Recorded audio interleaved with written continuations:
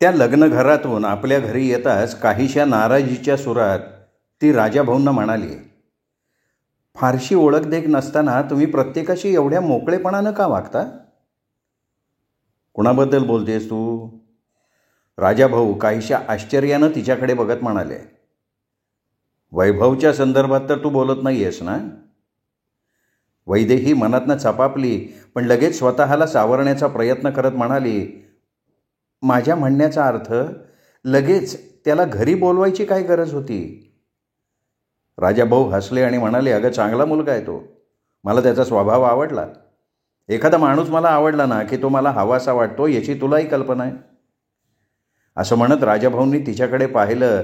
त्यांना काय म्हणायचं आहे हे लक्षात येऊन वैदेहीनं मान खाली घातली. पण मला एक कळत नाही आहे, मी त्याला घरी बोलवलं म्हणून त्यात तुला एवढं नाराज होण्यासारखं काय आहे? यावर वैदेही काय बोलणार? सफाईनं विषय बदलत ती मग दुसऱ्याच विषयावर त्यांच्याशी बोलायला लागली.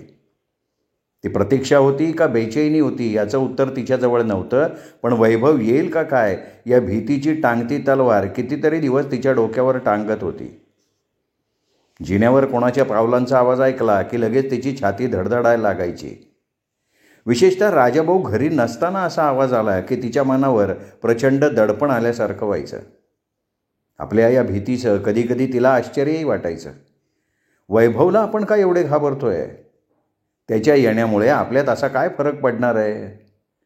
का वैभवपेक्षा राजाभाऊचीच आपल्याला भीती वाटतेय?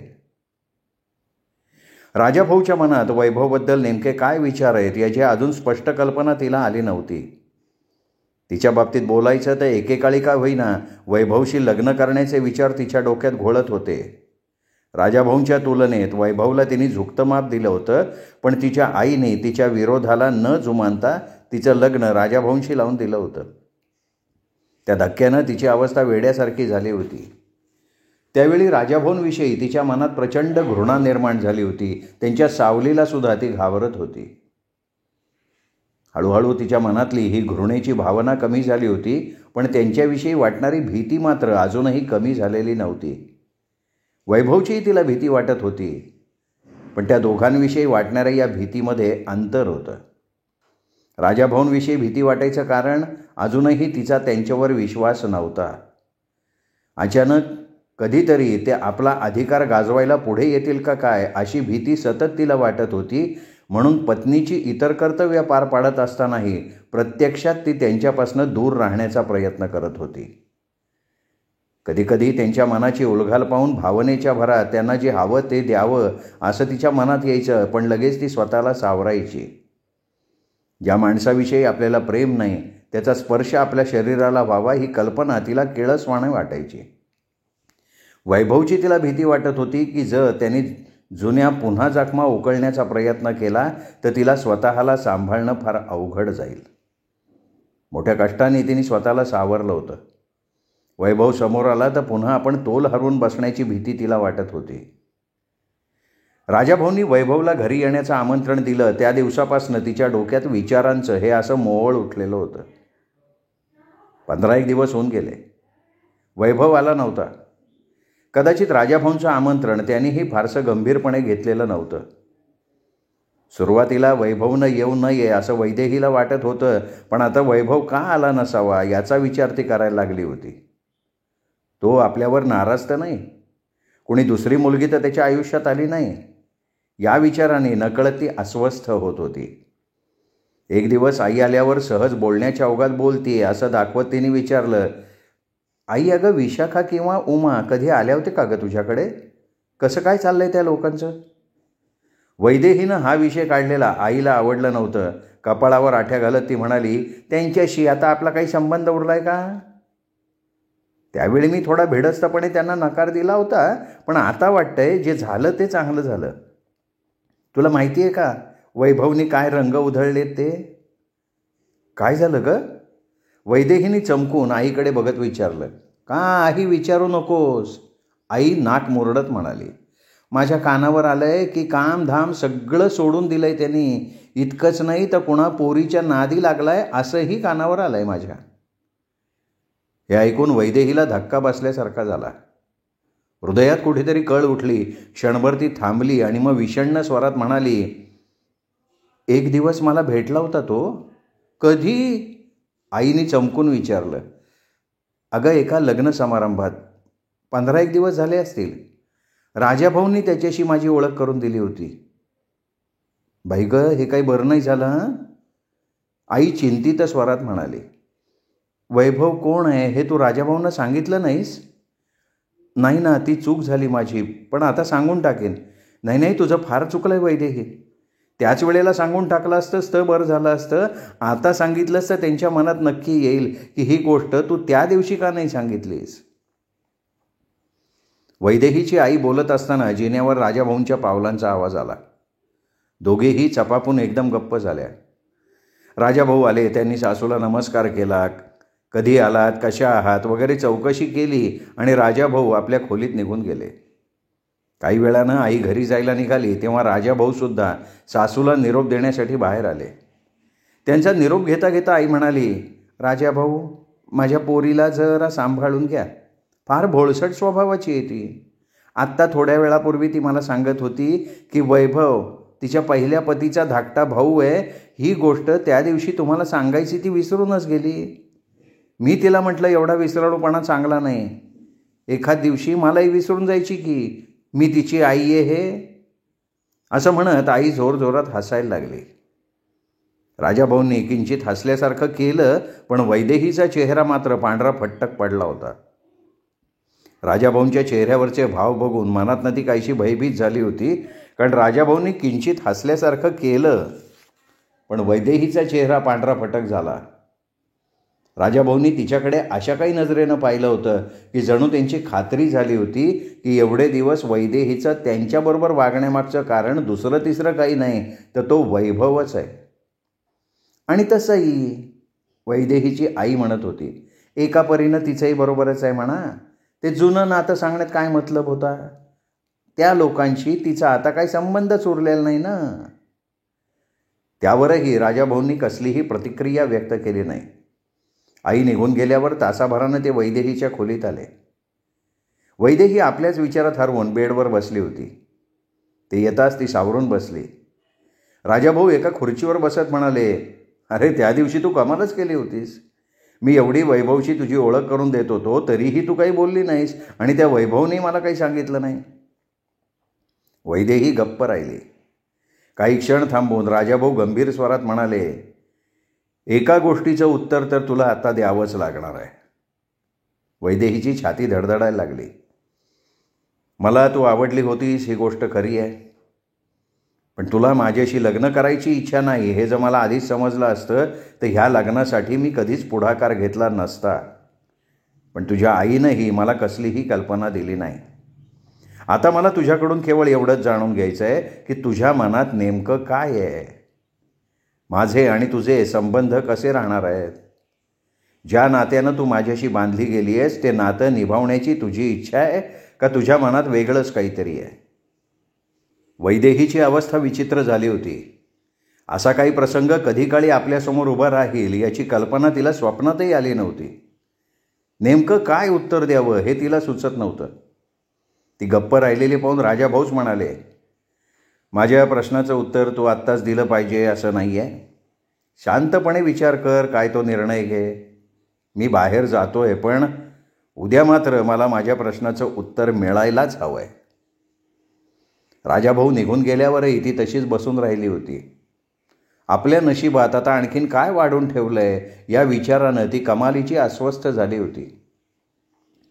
दुसऱ्या दिवशी नेहमीप्रमाणे ते तिच्याबरोबर नाश्त्यालाही आले नाहीत. तिच्या खोलीत न येताच ते बाहेर निघून गेले होते. ती उदास चेहऱ्यानं आपल्या खोलीत पडून राहिली होती. दुपारच्या वेळी आई आली आणि म्हणाली, राजाभाऊंशी काही बोलणं झालं? कसलं बोलणं? वैदेहीनं काहीशा चिडक्या स्वरात विचारलं. अगं, सकाळी राजाभाऊ माझ्याकडे आले होते. म्हणत होते मी तुला समजावून सांगावं. वैदेही आणखीनच चिडल्यासारखी झाली आणि म्हणाली, आता आणखीन काय समजावणार आहे साई तुम्हाला? हे सगळं नाटक तुझ्यामुळे झालं आहे ना. हे बघ वैदेही, मी जे काही केलं ते तुझ्या भल्यासाठी केलं. राजाभाऊ तुला पसंत नाहीत हे मलाही समजतंय, पण सगळ्याच गोष्टी कुठे आपल्या मनासारख्या होतात का? पदरी पडलं, पवित्र झालं असं समजून तू आता आहे त्यात समाधान मानायला हवंस. अगं उदास राहून का आपल्या आयुष्याचं सत्यानाश करतीयेस? वैदेहीला आता हा ताण असह्य झाला होता. आईचा हात धरत ती हुंदके देत म्हणाली, या त्रासातून मला सोडव आई, हे सगळं नाही सहन होत आहे आता मला. अगं काय बोलतेस तू?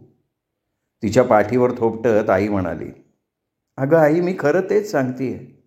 राजाभाऊंना जे हवं ते मी देऊ शकत नाही, कारण माझ्या मनातली ती भावना केव्हाच जळून गेली आहे. आई एकदम कावरी बावरी झाली. तिच्या तोंडावर हात ठेवत म्हणाली, गप ग, कोणी ऐकलं आणि राजाभाऊंच्या कानावर ही गोष्ट गेली तर त्यांना काय वाटेल? हे बघ, त्यांना काय वाटायचंय ते वाटो आई. कुणाला काय वाटेल म्हणून मी माझ्यावर अन्याय का करू? विश्वास मला अर्ध्या वाटेवर सोडून गेला, हे दुःख काय कमी होतं का म्हणून तू आणखीन दुःख माझ्यावर लादलंस ते?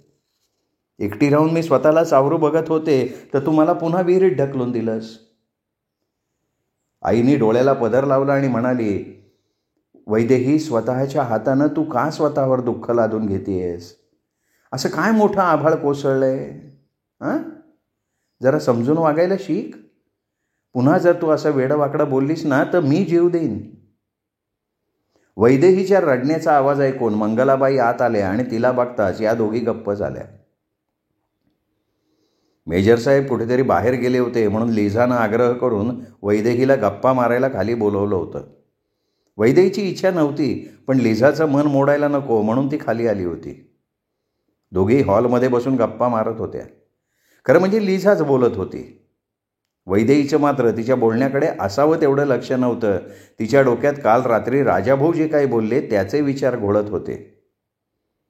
काल रात्री अचानक राजाभाऊ तिच्या खोलीत आले होते. वैदेही झोपायच्या तयारीत होती.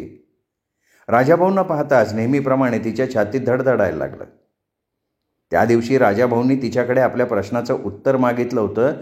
त्या गोष्टीला आता 8 दिवस होऊन गेले होते. तिने अद्याप त्यांना कसलंही उत्तर दिलेलं नव्हतं. त्यांनीही पुन्हा तो विषय काढला नव्हता. पण तो विषय ते पुन्हा केव्हाही काढतील याची भीती तिच्या मनात सतत होती. आणि म्हणूनच आत्ता राजाभाऊंना खोलीत बघताच तिची छाती धडधडायला लागली. त्यातच राजाभाऊ प्यायलेले आहेत ही गोष्ट तिच्या लक्षात आली होती. काय झोपायची तयारी चालली आहे का? राजाभाऊंनी एका खुर्चीत बसत विचारलं. हो, तिने हलक्या आवाजात उत्तर दिलं. राजाभाऊ क्षणभर गप्प बसले होते. त्यांचा गंभीर चेहरा बघून वैदेहीची छाती आणखीन धडधडायला लागली. अचानक राजाभाऊ गंभीर आवाजात म्हणाले होते, एक गोष्ट तुला विचारायची होती. वैदेहीचे प्राण कंठाशी आले होते. काय विचारणार होते ते? वैभवबद्दल तर नाही? विचारा ना, ते अस्पष्ट स्वरात म्हणाली. तुझं आपल्या पहिल्या नवऱ्यावर प्रेम होतं? हा प्रश्न वैदेहीला पूर्णपणे अनपेक्षित होता. या प्रश्नानं तिच्या हृदयात कळ उठली होती. मी तुला एक प्रश्न विचारलाय. या प्रश्नाला आता काय अर्थ उरलाय? खाली मान घालत वैदेही विषण्ण स्वरात म्हणाली, तुझ्या दृष्टीनं नसला तरी माझ्या दृष्टीनं आहे. मला जाणून घ्यायचं आहे ते. मी केवळ महिनाभर त्यांच्याजवळ राहिले होते, पण तरीही तो तुझा पती होता म्हटल्यावर प्रेम करायला लागली असशीलच ना? नाही, ती बोलायचं म्हणून बोलून गेली होती, पण मनातनं तिलाही कळत होतं की आपण खोटं बोलतोय हे राजाभाऊंच्या सुद्धा लक्षात आलं असणार. पण त्यांनी त्यावर काही टीका टिप्पणी केली नव्हती. त्याचं तुझ्यावर प्रेम होतं? माहीत नाही. त्यांनी कधी तुला तसं सांगितलं नव्हतं? आठवत नाही. सांगितलं तर असणारच ना. राजाभाऊ स्वतःशीच बोलावं तशा आवाजात म्हणाले होते. वैदेही काही बोलली नव्हती. राजाभाऊही गप्प झाले. मग खुर्चीतनं उठून उभं राहायचा त्यांनी प्रयत्न केला, पण नशेमुळे त्यांचा तोल गेल्यासारखा झाला. वैदेहीनं चटकन पुढं होऊन त्यांना सावरलं आणि मग ती नकळत बोलून गेली, एवढं पीत जाऊ नका हो. का बरं? काय फायदा आहे त्याचा? राजाभाऊ खळखळून हसले होते आणि नंतर एकदम गंभीर होत म्हणाले, फायदा तर खूपच होतो ना. न समजलेल्या बऱ्याचशा गोष्टी आपल्याला आठवतात आणि बऱ्याचशा गोष्टी विसरायला मदत होते. एवढं बोलून ते उठले होते आणि तोल सावरत तिच्या खोलीतनं ते बाहेर पडले होते. आत्ताही राजाभाऊंचं तेच बोलणं आठवून मनातनं ती कमालीची अस्वस्थ झाली होती. अचानक तिचं लक्ष हॉलमधल्या खिडकीतनं बाहेर गेलं आणि एकदम ती दचकल्यासारखी झाली. इमारतीच्या फाटकातनं वैभव आत येत होता. वैभवला पाहताच नकळत तिच्या हृदयाची गती वाढली होती. पण आपली ही अवस्था भीतीमुळे आहे का त्याला पाहून उत्तेजित झाल्यामुळे हे तिच्या लक्षात येत नव्हतं. वैभवही फाटकातनं आत येताच क्षणभर तिथेच थांबला होता. जणू आत जावं का तिथून मागे फिरावं याचा तो विचार करत होता. लिझानंही वैभवला पाहिलं. वैदेहीकडे बघत ती म्हणाली, अहो कोण आहे तो? त्याचं नाव वैभव आहे. यापेक्षा अधिक काही बोलणं वैदेहीला शक्य झालं नाही. तोवर वैभव लिझाच्या दाराजवळ आला होता. त्यानेही वैदेहीला पाहिलं होतं. वैदेहीची छाती आता जोरजोरात धडधडत होती. पण वैभवनं जेव्हा हात जोडून तिला नमस्कार केला नाईलाजानं, तेव्हा वैदेहीला खुर्चीतनं उठावं लागलं आणि चेहऱ्यावर कृत्रिम हसू आणत ती म्हणाली, या ना. लिझानं वैभवला पूर्वी कधी इथे आलेलं पाहिलं नव्हतं. त्यामुळे ती काहीशा चकित नजरेनं त्याच्याकडे बघत होती. लिझाच्या चेहऱ्यावरचे भाव ओळखून वैदेही म्हणाली, यांना तू ओळखलं नाहीस लिझा? हे मी माझी ओळख स्वतःच करून देतो, मिसेस राजाराम. वैभव मध्येच म्हणाला आणि वैभवच्या तोंडून मिसेस राजाराम हा शब्द ऐकून वैदेहीला काहीसा धक्का बसल्यासारखा झाला. वैभव खरोखरच आपल्याशी असलेलं जुनं नातं विसरून गेला होता का? माझं नाव वैभव आहे. वैभव लिझाकडे पाहत किंचित हसून म्हणाला. मग क्षणभर थांबून वैदेहीकडे एक नजर टाकत काहीशा हलक्या आवाजात बोलला, आणि ही माझी वहिनी आहे. ओ, लिझा उद्गारली. म्हणजे तुम्ही राजाभाऊंचे भाऊ? हां, मग यापूर्वी कधी तुम्ही इकडे कसे आला नाहीत? लिझाचा गैरसमज कसा दूर करावा वैदेहीला समजत नव्हतं. यापूर्वी तशी कधी वेळच आली नाही ना. वैभवनं वैदेहीकडे बघत उत्तर दिलं. लिझाला काही समजलं नाही. ती नुसती हसली. राजाभाऊ कुठे दिसत नाही आहेत? वैभव इकडे तिकडे बघत म्हणाला. अजून आले नाही आहेत. अरेच्छा, म्हणजे मी अवेळी आलो म्हणायचं? नाही, येतील ना एवढ्यात. पाहिजे असेल तर मी नंतर येतो. त्यांचं ते संभाषण ऐकून लिझा काहीशी चकित झाली होती. वैदेहीसुद्धा अस्वस्थ झाली होती. चला आपण वरती जाऊया, वैदेही वैभवला म्हणाली आणि लिझा काही बोलायच्या आत जिना चढायलाही लागले. वैभव काही क्षण तसाच उभा राहिला आणि मग तोही तिच्या मागोमाग चालायला लागला. वैभवला आपल्या खोलीत बसवून ती दुसऱ्या खोलीत गेली. स्वतःला सावरण्यासाठी तिला थोडा अवधी हवा होता. अचानक वैभवला आलेलं बघून ती चांगली गांगरून गेली होती. त्याचबरोबर वैभव भावनेच्या भरात काही नको ते बोलून गेला आणि राजाभाऊंनी ते ऐकलं तर काय होईल ही भीती तिला भेडसावत होती. थोड्या वेळानं ती पुन्हा आपल्या खोलीत आली. वैभव एका खुर्चीवर बसला होता. वैदेहीला बघताच तो सावरला. वैदेही त्याच्यापासून काही अंतरावर येऊन उभी राहिली. संभाषणाला कुठून सुरुवात करावी हे न सुचून काही क्षण ती गप्प राहिली. वैभवची अवस्था तिच्यासारखीच झालेली होती. शेवटी ती शांतता असह्य होऊन वैदेहीने संभाषणाला सुरुवात केली. विशाखा कशी आहे? हां, ठीक आहे. आणि आई? ती बरीच आहे. कसं आहे, शेवटी प्रत्येकजण आपापल्या परीनं जगत असतोच ना. अर्थात ते जगणं कितपत सुसह्य आहे एवढाच फार तर फार प्रश्न उरतो. वैदेहीने एकदम त्याच्याकडे बघितलं. दोघांच्याही नजरा एकमेकांना भिडल्या. वैदेहीने स्वतःला सावरण्याचा बराच प्रयत्न केला पण नकळत तिच्या डोळ्यात पाणी तरळलं होतं. तू कशी आहेस? वैभवनं तिच्या चेहऱ्यावर आपली नजर रोखत विचारलं. ठीक आहे. जे काही ऐकतोय त्याला ठीक म्हणता येईल? वैदेहीने एकदम चमकून त्याच्याकडे बघितलं. मी असं ऐकलं की राजाभाऊंचं तुझ्याशी असलेलं वागणं चांगलं नाही आहे. वैभवच्या त्या वाक्यानं वैदेही चमकली. मनात आलं तिच्या की त्याला म्हणावं, याला जबाबदार तूच आहेस. ज्यावेळी मला तुझी गरज होती त्यावेळी तू पुढे आला नाहीस. पण ती काही बोलली नाही. वैभवनं खिशातनं रुमाल काढून चेहरा पुसण्याच्या निमित्तानं आपले डोळे पुसले आणि म्हणाला, बऱ्याच दिवसापासून मनात होतं एकदा तुला भेटावं, मन हलकं करावं, पण का कोणास ठाऊक इथे यायचं धाडस होत नव्हतं मला. त्याचं बोलणं ऐकून वैदेहीच्या मनातली भीती आणखीन गडद झाली होती. विषय बदलण्याच्या हेतूनं ती म्हणाली, तू जरा बस, मी तुझ्यासाठी चहा घेऊन येते. नाही, नको.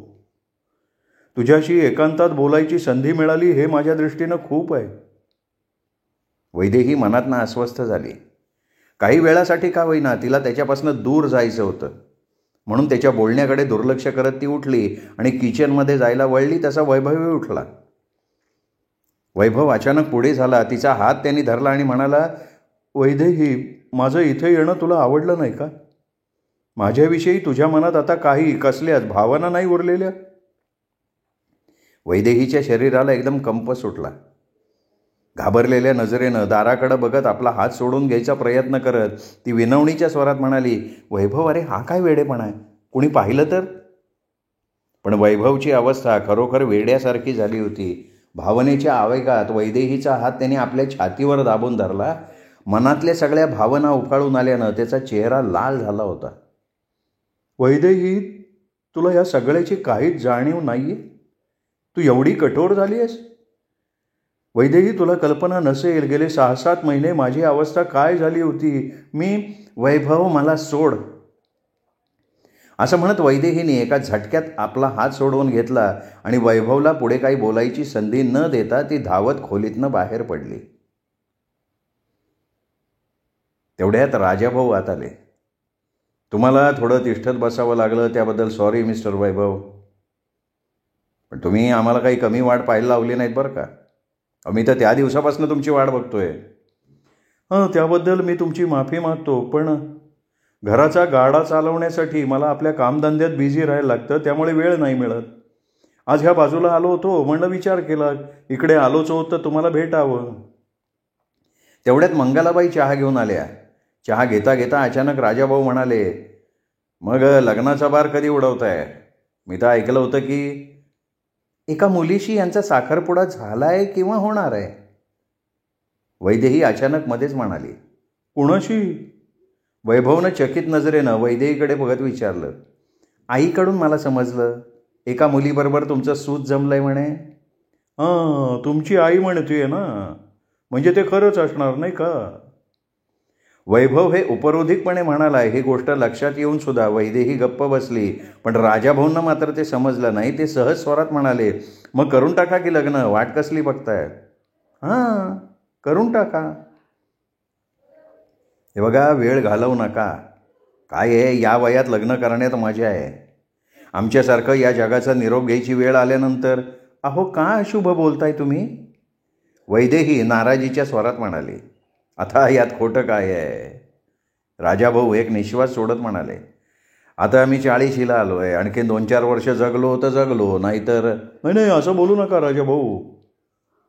तुमच्या अशा बोलण्याने तुमच्या मिसेसला उगाच दुःख होईल. काय हो वैभव, तुम्ही वैदेहीला पूर्वी काय म्हणत होतात? कधी कधी वहिनी म्हणायचो आणि कधी कधी दादाचं बघून वैदेही म्हणायचो. मग आताही तिला वहिनी म्हणायला काही हरकत नाही. मला तुम्ही तुमचा मोठा भाऊ समजा. वैभव काही बोलला नाही, पण त्यांनी एक दीर्घ निश्वास सोडल्याचं राजाभाऊंच्या लक्षात आलेलं होतं. मग थोडा वेळ इकडच्या तिकडच्या गप्पा झाल्या. वैभव जायला निघाला. राजाभाऊ त्याला निरोप देण्यासाठी खाली गेले फाटकापर्यंत. वैभवला सोडून ते पुन्हा वर आले तेव्हा वैदेहीकडे बघत म्हणाले, फार चांगला मुलगा आहे. वैदेही काही बोलली नाही. काय ग, वैभवबाबतचं माझं मत तुला आवडलं नाही का? राजाभाऊ आपल्या खोलीकडे जाता जाता म्हणाले. राजाभाऊंनी आपलं जे मत व्यक्त केलं होतं त्यात एक उपरोधिकपणाची झाक होती. निदान वैदेहीला तरी तसं वाटलं होतं आणि त्यामुळे ती काहीशी अस्वस्थ झाली होती. रात्री जेवताना दोघेही आपापल्या विचारात हरवून गेले होते. वैदेही मनातल्या मनात विचार करत होती. वैभवला बघून राजाभाऊंच्या मनातला मत्सर कदाचित जागृत झाला होता. कदाचित वैभवविषयी अजूनही तिच्या मनात काही नाजूक भावना असाव्यात अशी शंका त्यांना वाटत असावी आणि त्या शंकेनं ते बेचैन झालेले असावेत. राजाभाऊंच्या मनात मात्र आपल्या पहिल्या पत्नीचे विचार घोळत होते. आज तिची आठवण त्यांना अगदी तीव्रतेनं होत होती. त्यांचा विवाह झाला तेव्हा ते तरुण होते. अंगात सळसळता उत्साह होता, मनात अनेक स्वप्न होती. पण ती स्वप्न, तो उत्साह, ते तारुण्य आता केव्हाच मागे पडलं होतं. मुठीतनं वाळू निसटून जावी तसं. ही तरुण स्त्री जी त्यांच्या जवळ बसली आहे, आज किती सुंदर दिसतीये. आज तिच्या प्रत्येक गोष्टीत आकर्षण आहे, गोडवा आहे, हवा हवासा वाटणारा मोहकपणा आहे. पण आणखीन 2-4 वर्षांनी? अहो, कसला विचार करताय? अचानक त्यानं वैदेहीनं विचारलं. ते एकदम चमकले, दचकले, तिच्याकडे बघायला लागले आणि मग विषण्णपणे हसून म्हणाले, काही नाही, कधी कधी मनात येतं तुझ्याशी लग्न केलं आणि मी तुझ्यावर अन्यायच केलाय. वैदेहीचा श्वास छातीत अडकल्यासारखा झाला. त्यांना नेमकं काय म्हणायचं आहे? खाली मान घालत वैदेही म्हणाली, तुम्ही जर माझा स्वीकार केला नसता तर माझी अवस्था काय झाली असती माहिती आहे? हां, राजाभाऊ गंभीर स्वरात म्हणाले, माहिती आहे की. तू प्रसन्न राहिली असतीस, आपल्याच वयाच्या कोणा तरुणाबरोबर लग्न केलं असतंस आणि केव्हाच मेले असते मी. त्यांचं बोलणं मध्येच तोडत ती म्हणाली, तुम्ही मला आसरा दिलात, मान दिलात, सुखसंपन्न दिलत, आयुष्य चांगलं दिलत, काय दिलं नाही तुम्ही मला? राजाभाऊ विषण्ण हसत म्हणाले, प्रेम. एका तरुण मुलीला ज्या प्रेमाची आवश्यकता असते तसं प्रेम कदाचित मी तुला देऊ शकलो नाही. आणि तूही. माझी पहिली पत्नी माझ्यावर करत होती किंवा तू तुझ्या पहिल्या पतीवर करत होतीस तसं प्रेम माझ्यावर करू शकत नाहीस. राजाभाऊंनी जणू नेमकं तिच्या वर्मावर बोट ठेवलं होतं. वैदेहीचा चेहरा पांढरा फटक पडला होता. स्वतःला सावरत ती गंभीर स्वरात म्हणाली, यापूर्वीही तुम्हाला सांगितलंय, असं काही बोलून तुम्ही स्वतःला आणि मला दुःखी करू नका. माझ्या पहिल्या पतीबाबत मला आता काही आठवत नाही आहे. प्रेम म्हणजे नेमकं काय हेही मला माहिती नाही आहे. अहो, लग्नानंतर केवळ 1 महिना मी त्यांच्याजवळ होते, त्यानंतर जाऊ दे ना, जे झालं ते झालं. आता तू आणि मी दोघंच आहोत. जो काही दोष द्यायचा असेल तो तू मला दे. वैदेही एकदम रडवेल्या आवाजात म्हणाली, असं काही बोलण्यापेक्षा सरळ का नाही सांगत, मी स्वतःला तुमच्या योग्यतेची बनवू शकले नाही. राजाभाऊ क्षणभर आश्चर्यानं तिच्याकडे बघत राहिले, मग उठून तिच्या जवळ आले आणि त्यांनी तिच्या पाठीवर थोपटल्यासारखं केलं. श्रोते हो, सुरेश वैद्य लिखित अनिवासी या कादंबरीचा हा होता 5वा भाग. 6वा भाग ऐकण्यासाठी उद्या भेटूयात दीपक रेगे कथाकथन चॅनलवर. तोपर्यंत नमस्कार श्रोते हो.